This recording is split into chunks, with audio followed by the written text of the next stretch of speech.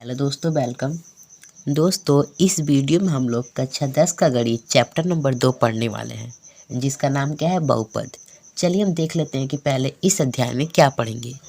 दोस्तों, इस वीडियो में हम लोग एकदम बेसिक से इस चैप्टर को पढ़ने वाले हैं। जैसा कि आप लोग जान रहे हैं कि ये चैप्टर 9th में भी था, लेकिन जिन बच्चों ने इस चैप्टर को 9th में ठीक से नहीं पढ़ा है या फिर बिल्कुल भी नहीं पढ़ा है, वो भी इस वीडियो के माध्यम से उसे आसानी तरीके से समझ सकते हैं। ठीक है दोस्तों, चलिए हम देख लेते हैं कि हम इस वीडियो में पढ़ेंगे क्या। तो देखिए दोस्तों, हम इस वीडियो में पहले बहुपद के बारे में अच्छी तरह से जानकारी लेंगे कि बहुपद क्या है। उसके बाद हम ये देखेंगे कि रैखिक बहुपद क्या होते हैं, द्विघात बहुपद क्या होते हैं, चतुर्थघात बहुपद के बारे में पढ़ेंगे, बहुपद के शून्य के बारे में पढ़ेंगे। और उसके बाद दोस्तों हम लोग पढ़ेंगे एक बहुपद के शून्यकों का ज्यामितीय अर्थ, यानी कि कोई बहुपद है उसके शून्यकों का ज्यामितीय अर्थ, ये पढ़ेंगे। चलिए ठीक है, अब हम देख लेते हैं बहुपद। दोस्तों, जो हमारा बहुपद होता है उसको अंग्रेजी में कहते हैं पॉलिनोमियल।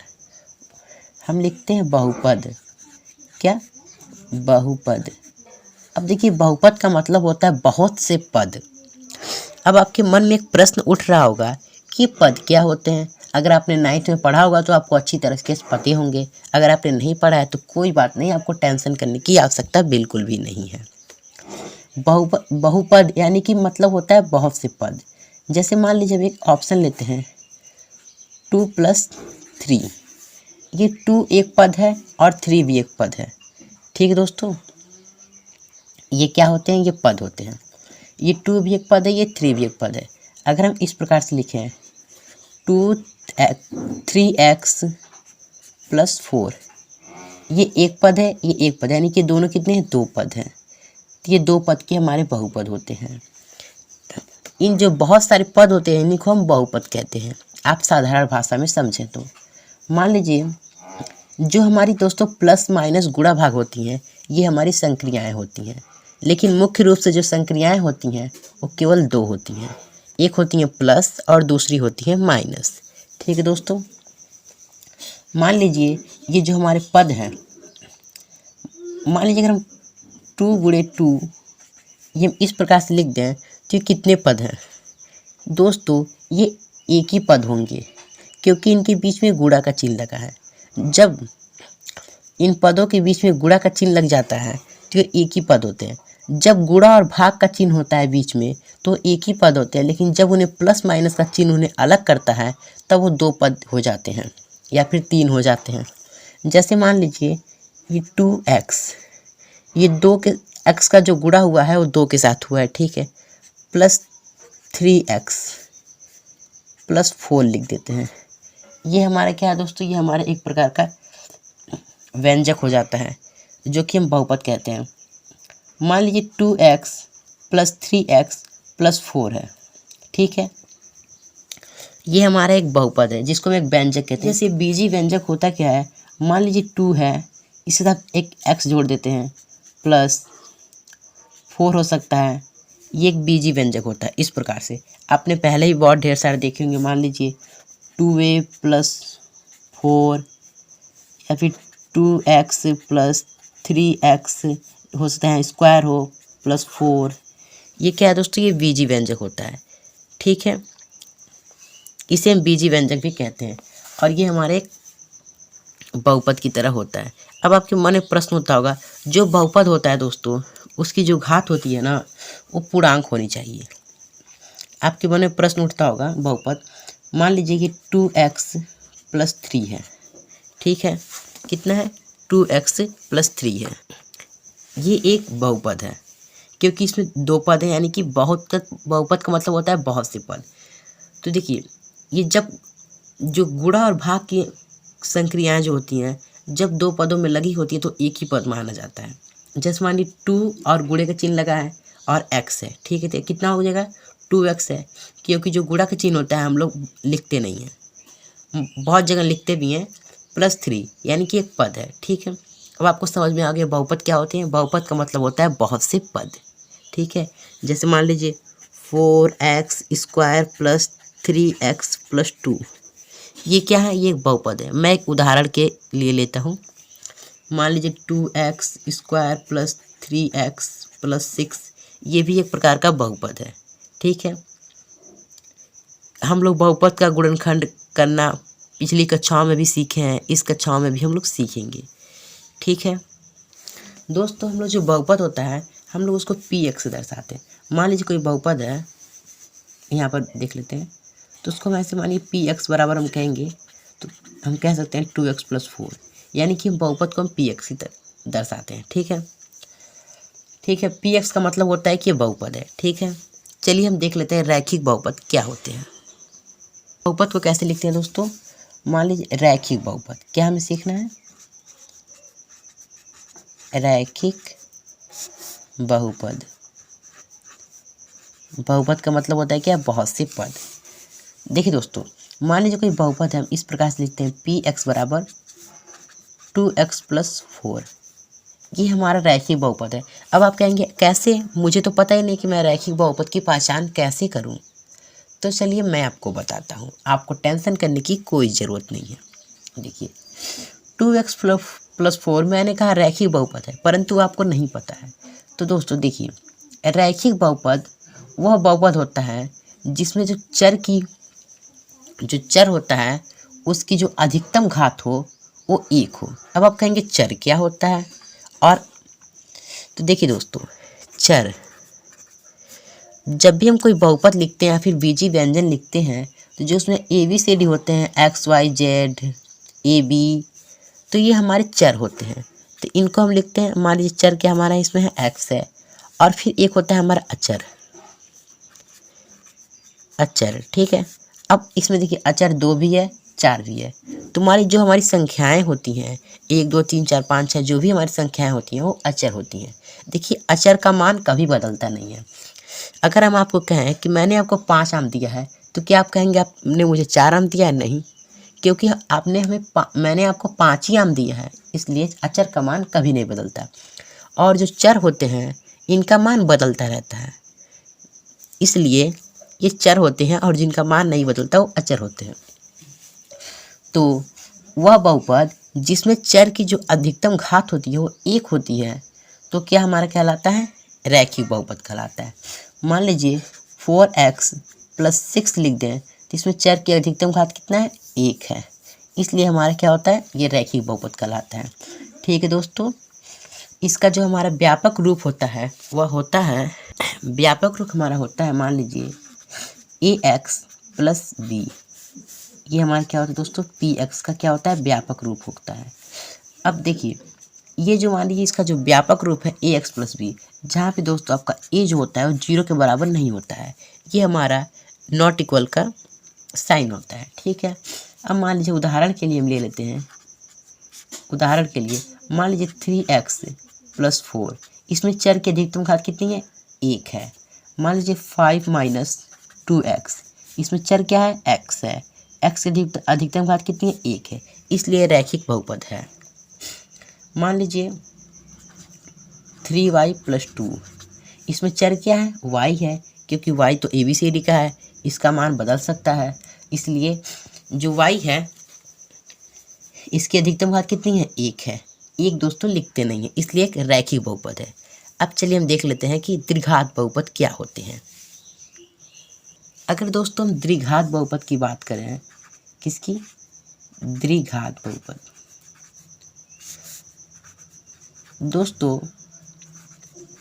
आप जो हमारा चैप्टर 4 है उसमें आपको पढ़ने को मिलेगा द्विघात समीकरण। दोस्तों जब द्विघात बहुपद को 0 के बराबर दिखाया जाता है तो वही हमारा द्विघात समीकरण होता है। आप लोग पहले जान लिए, इसके लिए आपको खुशी होनी चाहिए। देखिए द्विघात बहुपद का मतलब होता है कि वह बहुपद जिसमें चर की अधिकतम घात 2 हो, द्वि यानी कि 2 घात का बहुपद, द्विघात बहुपद यानी 2 घात का बहुपद। तो मान लीजिए 2 घात कितनी, ऐसे लिख सकते हैं 3x² प्लस 2x प्लस 5, ये क्या हमारा एक द्विघात बहुपद है। अब कहेंगे इसमें तो चर की घात कितनी है, 2 है, तो ये एक हमारा द्विघात बहुपद है। मान लीजिए एक और एग्जाम्पल लेते हैं 4x प्लस 5x² प्लस 3, ये भी क्या हमारा द्विघात बहुपद है। देखिए आपको इसमें देखना है चर की अधिकतम घात कितनी है, तो 2 है यानी कि द्विघात बहुपद। चर की अधिकतम घात कितनी है, 2 है, तो यानी कि द्विघात बहुपद। अब जो द्विघात बहुपद को हम व्यापक रूप होता है वो हम कैसे दर्शाते हैं, मानिए में से पी एक्स से दर्शाते हैं, तो मान लीजिए हमारा क्या होगा, व्यापक रूप होता है हमारा a x square plus b x plus c. ठीक है दोस्तों, जहाँ पर जो आपका ए है वो 0 के बराबर नहीं होना चाहिए। अगर आपका जो ए है वो 0 के बराबर होगा तो जब 0 का गुणा आप किसी संख्या में करते हैं तो पूरी संख्या 0 हो जाती है, तो इसलिए पूरा पद ही 0 हो जाएगा, तो ये तो रैखिक बहुपद बन जाएगा, क्योंकि चर की तो घात जो होती है वो 1 हो जाएगी, इसलिए जो आपका ए होगा वो 0 के बराबर नहीं हो सकता। ठीक है दोस्तों, ये हमारे द्विघात बहुपद होते हैं। ठीक है, मान लीजिए कोई ऐसा बहुपद दे सकता है 3x square minus 1 4y square plus 2, ये भी द्विघात बहुपद है। मान लीजिए 3x square minus x plus 1, ये भी क्या है, द्विघात बहुपद है। आपको कुछ नहीं करना, देखना है घात कितनी है, 2, द्विघात, घात कितनी है, 2, द्विघात, घात कितनी है, 2, तो क्या होगा, द्विघात बहुपद। आप ऊपर देखेंगे, इसमें देखेंगे घात कितनी है, 1, रैखिक बहुपद। इसमें घात कितनी है, 1, रैखिक बहुपद। इसमें घात कितनी है, 1, यानी कि रैखिक बहुपद। बस सिंपल सा फंडा आप समझ लेंगे, आपको आगे बहुत अच्छी तरह से काम आएगा। ठीक है, अब समझते हैं कि त्रिघात बहुपद क्या होता है। दोस्तों आपको नाम से ही समझ में आ रहा है क्या, त्रिघात बहुपद। अब त्रिघात बहुपद क्या होता है, देखिए दोस्तों, जब एक घात थी तो हमने उसे रैखिक बहुपद कहा, जब 2 घात थी तो हमने द्विघात बहुपद कहा, यानी कि जब हमारी 3 घात रहेगी तो हम उसे त्रिघात बहुपद कहेंगे। बस सिंपल सा फंडा है। मान लीजिए कोई बहुपद है 2x³ प्लस 4x प्लस 3, यह मान लीजिए, ठीक, ये स्क्वायर हो सकता है, 3x प्लस 4 हो सकता है, ये एक बहुपद है। अब इस बहुपद को कौन सा बहुपद है आप कैसे ज्ञात करेंगे, आपको देखना है इसकी अधिकतम घात कितनी है, भाई 3 है, यानी कि त्रिघात बहुपद है। अगर इतना नहीं रहता तो ये द्विघात बहुपद होता, अगर इतना नहीं रहता तो ये एक घात का बहुपद होता, यानी कि रैखिक बहुपद होता है। ठीक है दोस्तों, मान लीजिए अगर हम ऐसे लिख देते हैं x³ माइनस एक्स प्लस 1, ये कौन सा बहुपद है, चर की अधिकतम घात कितनी है, 3 है, यानी कि बहुपद त्रिघात बहुपद है। ठीक है दोस्तों हमारे वीडियो में अंत तक बने रहें। हमारे चैनल पे आपको कक्षा 10 बोर्ड एग्जाम की पूरी तैयारी अच्छी तरह से कराई जाएगी। ठीक है दोस्तों, चलिए देखते हैं, जो त्रिघात बहुपद का व्यापक रूप होता है वो होता क्या है, px बराबर, हम इस px का मतलब हम लोग क्या समझते हैं दोस्तों, बहुपद। ठीक है, ax³ होता है प्लस bx² होता है दोस्तों, bx² plus cx plus d होता है, प्लस cx प्लस क्या हो दोस्तों, प्लस cx प्लस d। देखिए जो हमारे a b c और d हैं ये हमारे अचर हैं, और जो हमारे x हैं वो हमारे चर हैं। जिस बहुपद में चर की अधिकतम घात 3 होती है वो हमारा त्रिघात बहुपद होता है। अब देख लेते हैं चतुर्थ घात बहुपद, क्या, चतुर्थ घात बहुपद। अब देखिए दोस्तों, चतुर्थ घात बहुपद यानी कि चर की अधिकतम घात 4 होती है। तो मान लीजिए इस प्रकार से एग्जाम्पल ले लीजिए, कोई 2x⁴ प्लस 5x, इसी चर की अधिकतम घात कितनी है, 4 है। ये भी एक हो सकता है, ऐसे भी आप लिख सकते हैं 2x² प्लस 4x⁴, ये चर की अधिकतम घात कितनी है, 4 है, यानी कि कौन सा बहुपद है, चतुर्थ घात वाला बहुपद है। ठीक है, इसका जो व्यापक रूप होता है वो व्यापक रूप क्या होता है, px बराबर क्या होता है, देखिए इसका व्यापक रूप होता है ax⁴ plus bx⁴ plus cx⁴ plus dx plus e होता है। ठीक है दोस्तों, तो देखिए ax bx⁴ कितना होगा, 3 plus c x power 2 plus d x होगा प्लस ई, ये होता है इसका व्यापक रूप। देखिए अब इतना हटा देंगे तो अगर आप इतना हटा देते हैं मान लीजिए तो एक त्रिघात बहुपद बनता है, इतना हटा देंगे तो द्विघात हो जाएगा, और तीनों हटा देंगे तीनों पद की हो जाएगा हमारा रैखिक बहुपद। ठीक है, ये होता है हमारा द्विघात बहुपद की व्यापक रूप। ठीक है दोस्तों, नहीं सॉरी दोस्तों, ये जो होता है हमारा ये पूरा चतुर्थ घात बहुपद का व्यापक रूप होता है। ठीक है, उम्मीद करता हूँ आपको समझ में आ रहा होगा। ठीक, अब चलिए हम देख लेते हैं बहुपद के शून्यक किसे कहते हैं। क्या बहुपद का शून्यक, देखिए चर का वह मान जिसको बहुपद में रखने पर पूरा बहुपद शून्य के बराबर हो जाता है उसे हम बहुपद का शून्यक कहते हैं। ठीक है, एक वास्तविक संख्या मान लीजिए अल्फा बहुपद है, एक वास्तविक संख्या मान लीजिए अल्फा जो है वो बहुपद का शून्यक कहलाता है। यदि क्या होगा, मान लीजिए कोई संख्या है जो हमारा शून्यक होता है, मतलब क्या होता है कि कोई चर का ऐसा मान हो जिसको हम बहुपद में रखें तो बहुपद पूरा शून्य हो जाए। देखिए मान लीजिए हम बहुपद किस प्रकार से लिखते हैं, पी एक्स बराबर हम लिखते हैं 4x माइनस 2। ये क्या है, 4x माइनस 2 है। मान लीजिए क्या है, बहुपद है। अगर हम मान लीजिए x का मान हम रख देते हैं 1, ठीक है, तो हम x की जगह कितना रखते हैं 1, तो px की जगह हम कितना रखेंगे 1, तो यहाँ पे आप लिखेंगे 1, एक x नहीं लिखेंगे, x की जगह लिखेंगे 1।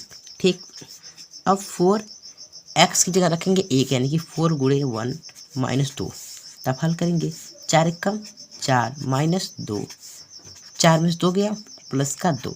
देखिए हमने जब x का मान 1 रखा तो हमें 2 मिला, 0 नहीं मिला, तो जो 1 है वो बहुपद का शून्यक नहीं है। क्या है, शून्यक नहीं है। ठीक, अब मान लीजिए एक क्या है, बहुपद का शून्यक नहीं है।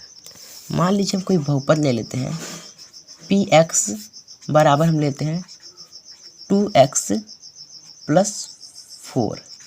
ठीक है, अब मान लीजिए x की जगह मान रखते हैं -1, x की जगह रखेंगे -1, तो यहाँ क्या है 2 है, गुणा होगा कितना से -1, x की जगह कितना रखेंगे -1, तो -1 और प्लस 4। ठीक है, तो हमारा बहुपद कितना होगा, देखिए 2 का गुणा -1 से होगा तो -2 होगा, तब भी नहीं होगा तो हम यहाँ रख लेंगे -2, x का मान हम रखेंगे -2।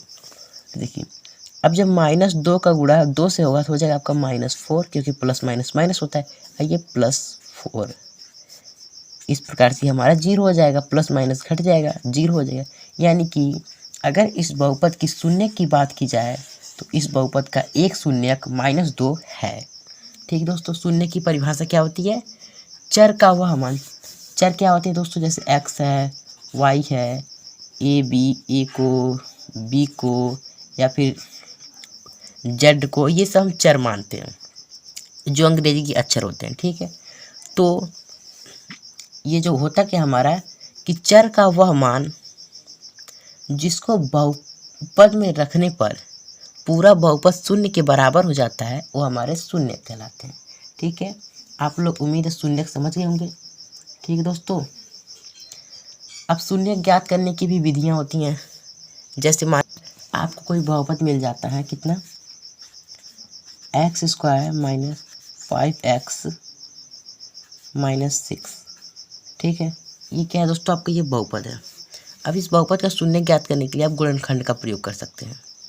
अगर हम लोग इसका गुणनखंड करते हैं तो जो हमारे गुणनखंड आएंगे, आंसर आएंगे, वही इस बहुपद के शून्य होंगे। चलिए एक बार हम कर लेते हैं। हमारा है क्या, इतना साइड में लिख लेते हैं, x² माइनस 5x माइनस 6। ठीक है, अब देखिए गुणनखंड कैसे करते हैं। हम देखते हैं कि लास्ट में कितना है, 6 है, 6 का गुणा यहाँ पे 1 है तो यानी कि 6 ही होगा। तो हमको 6 को ऐसा गुणनखंड करना है कि गुणा करने पे 6 आए और घटाने पर 5 है। देखिए 6 का गुणा हम 1 में करते हैं तो हमारा 6 आएगा, और 6 में से हम 1 घटाएंगे तो हमारा 5 आएगा। इसलिए यहाँ क्या रखेंगे, 5 की जगह पर हम रखेंगे 6 माइनस 1, ठीक है। तब में एक्स स्क्वायर लिखेंगे, ठीक है, माइनस 6 माइनस 1 एक्स प्लस 6, ठीक है। अब देखिए एक्स स्क्वायर तो ऐसा ही रहेगा, एक्स स्क्वायर ही रहेगा। हम थोड़ा इधर साइड में ले लें, देखिए -6 इधर है, और जब ये -6 है दोस्तों तो यहाँ क्या हो जाएगा आपका -6, एक बार माइनस से माइनस गुणा होगा, इसको आप लिख लेंगे। यहाँ प्लस का 6 है और यहाँ माइनस है, जब आपको गुणा होगा तब का हो जाएगा -6, और ये माइनस का गुणा 1 में होगा, माइनस माइनस प्लस हो जाएगा, और ये इधर हो जाएगा आपका 6x हो जाएगा, और इधर आपका हो जाएगा प्लस x प्लस 6, ठीक है। अब देखिए एक्स स्क्वायर है, यहाँ पर एक्स कॉमन ले लेंगे तो आपको बचेगा x माइनस 6, और यहाँ एक कॉमन ले लेंगे +1, देखिए आप +1 कॉमन ले लेंगे तो आपको बचेगा यहाँ x माइनस 6, ठीक। x माइनस 6 x माइनस 6 दोनों जगह हैं, इसको कॉमन ले लेंगे x माइनस 6, और दूसरे ब्रैकेट में बचेगा x प्लस वन, ठीक दोस्तों। इस प्रकार से आपका होगा। अब देखिए आपको करना क्या है, इन दोनों को आपको 0 के बराबर दिखाना है। देखिए गुणनखंड करने पर हमारा आया था क्या, x माइनस 6 और x प्लस 1, तो हम क्या करेंगे, इसे 0 बराबर दर्शाएंगे। तो x माइनस 6 को क्या करेंगे, 0 बराबर लिखेंगे, या x प्लस 1 को 0 बराबर दर्शाएंगे, ठीक। अब देखिए x बराबर -6 इधर आएगा, यानी कि प्लस का 6, या x इधर है +1 है, इधर जाएगा क्या हो जाएगा -1, ठीक है, -1। इसलिए आपको 6 और -1 जो है वो बहुपद के शून्य हैं। अगर आप इस बहुपद में जो आपका दीर्घात बहुपद कितना था, x square minus 5x minus 6 में 6 रखते हैं x की जगह पे, तो जो बहुपद है वो पूरा शून्य के बराबर हो जाएगा, या फिर -1 रखते हैं तब भी वो बहुपद शून्य के बराबर हो जाएगा, ठीक है दोस्तों। अब चलिए हम अगला टॉपिक देखते हैं। दोस्तों एक बहुपद के शून्यकों का ज्यामितीय अर्थ क्या होता है, चलिए हम अच्छी तरह से समझ लेते हैं। देखिए मान लीजिए कोई बहुपद है x प्लस 1, ये हमारे 2 लिख लेते हैं। तो आपको देखना है ये बहुपद कितने घात का है, ये तो एक रैखिक बहुपद है। दोस्तों आपको एक बात बताते हैं, यदि मान लीजिए जो बहुपद है वो एक घात का है, यानी कि रैखिक बहुपद है, तो उसके शून्यकों की संख्या 1 होगी। यदि बहुपद द्विघात है तो उसके शून्यकों की संख्या 2 होगी। यदि जो बहुपद है त्रिघात बहुपद है तो उसके शून्य कितने होंगे, 3, और यदि बहुपद चतुर्थ घात बहुपद है तो उसके शून्य होंगे 4। तो मान लीजिए 2x प्लस 1 एक रैखिक बहुपद है। मान लीजिए ऐसे ग्राफ पेपर में मिलता है, इस प्रकार से होता है, आप लोग अच्छी तरह से बना लीजिएगा, मैं आपको समझाने के लिए बता रहा हूँ। अगर मान लीजिए जो कोई रैखिक बहुपद है, इसका अगर हम ग्राफ बनाते हैं कितने शून्य मिलेंगे, तो इसका जो ग्राफ निरूपण होगा ना, उसमें आपको मिलेगा एक सरल रेखा। मान लीजिए कि इस प्रकार से आपको सरल रेखा मिल सकती है, ठीक दोस्तों। जैसे कि आपके एग्जाम में प्रश्न पूछेगा, इस प्रकार से वो ग्राफ दे देगा, और मान लीजिए कोई रेखा जो है वो एक्स अक्ष को एक बार इस प्रकार से काटती है सरल रेखा की तरह, तो जो बहुपद के शून्य होंगे वो 1 होंगे, ठीक है। जब भी जो रैखिक बहुपद के जब हम लोग ग्राफ बनाते हैं तो एक सरल रेखा हमें प्राप्त होती है, सरल रेखा, ठीक है। मान लीजिए कोई इस प्रकार से ग्राफ है, ठीक है, ऐसे। अगर मान लीजिए जो एक इस प्रकार से आपको कोई ऐसे जो रेखा ऐसे काट दे रही है,